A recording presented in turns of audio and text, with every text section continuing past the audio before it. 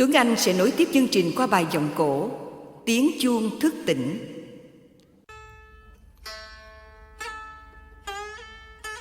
Tiếng chuông mò vang rền nơi chánh điện,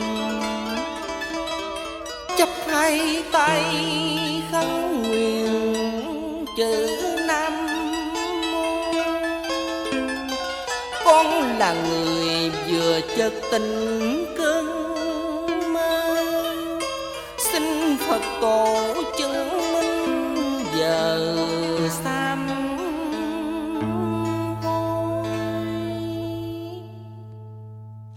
Lăng tiếng chuông ngân khiến kẻ trần đang lạc lối, bỗng lâng lâng lăng diệu môi ơi phiền. Hỏi những kẻ còn si mê theo vật chất kim tiền, hãy mau mau tìm về nơi chánh đạo, kẻo luân hồi còn nặng nợ tiền kia. Danh mà chi, lợi mà chi, kiếp ký sinh như ảo ảnh phù dân. Sâu xe nhau, phản bội nhau, rồi khi trút mạnh hơi tàn chỉ còn trở lại có hai bàn tay trắng.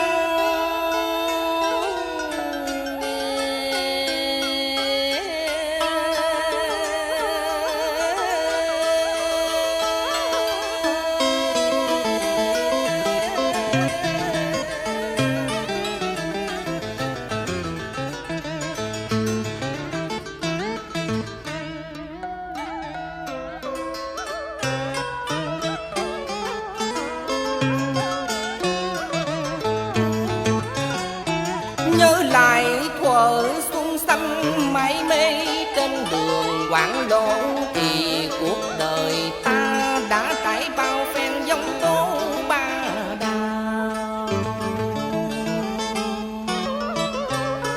Hôm nay khi tỉnh giấc hoàng lương mái tóc đã phai màu, mỗi khi nhìn dần dương sẽ bóng hay ánh trăng tà lợt lạc ngoài sông.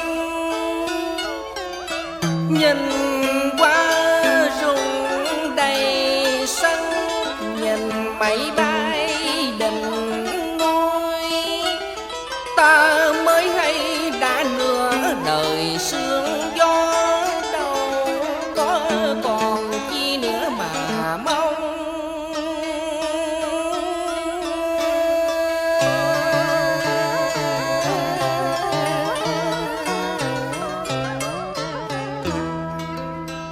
Thế mới hay khi lửa lòng gần nguội lạnh, thì trên đầu mái tóc đã điểm sương. Gót giang hồ các bụi đã trộn chân, đường danh lời tái tê mùi tân khổ. Ta chỉ là một cánh chim bạc gió, buổi chiều tàn giữa dáng dầm trời mây. Bạn bè còn lại những ai đây, trong thân tích còn mấy người lai vàng. Ôi bằng cứ nào thì vô nhân dân, phú tài thăm sơn hữu diện thân. Trong tay còn lắm kim ngân, thì còn bạc hữu xa gần đón đưa đến ngày thất thế xa cơ. Đời như buổi chợ ngồi thưa một mình, say giấc mộng 20 năm có lẽ, tình cơn mơ dần trăng đã răng re. Vui bao nhiêu sầu hận cùng bao nhiêu, dòng nhưng cũng nhiều cay đắng. Mấy mươi năm qua đeo đẳng trong buồn thương oán hận, thì kiếp nhân sinh cũng lận đận mấy phen rồi.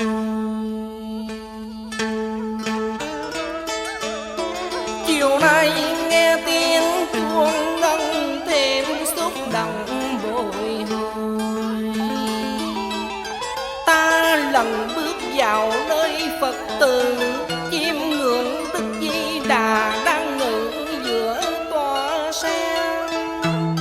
Lần lần quên hắn trần duyên, thiền môn nhẹ môi ưu phiền ai ơi. Cõi đời lệ tham đầy vơi, tìm nơi thanh tịnh thành thới linh hồn.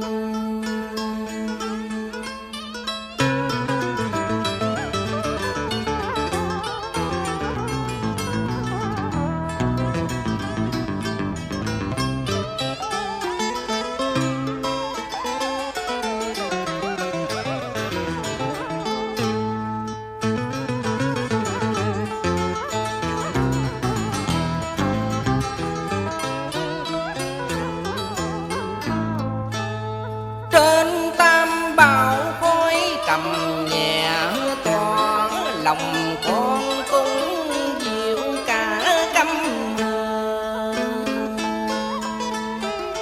Đức từ bi đã thứ tha và cứu vớt mọi linh hồn. Con nguyện noi theo gương Đức Phật, không giận hờn và phiền lụy mãi mãi. Kiếp luân hồi nhân quả trả dai, đời là bể khổ, cõi đời là cõi tạm. Chỉ có sự bao dung và lòng bác ái mới làm cho ta thơ thới tâm hồn.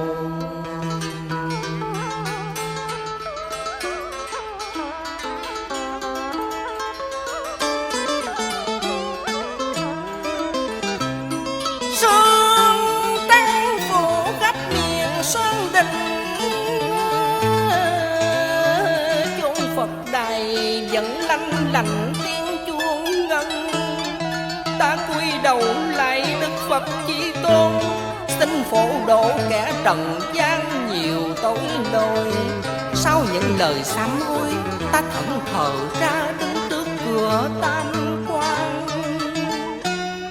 Lá bồ đề theo trận gió bay sang, ta nhặt chiếc lá lòng bâng khuâng tự nhủ. Ta cũng như chiếc lá kia sẽ đến ngày rơi rụng, thì còn vương chi những chuyện đau buồn. Đoạt lợi tranh danh khổ ti lao tâm, rồi cát bụi sẽ trở về cát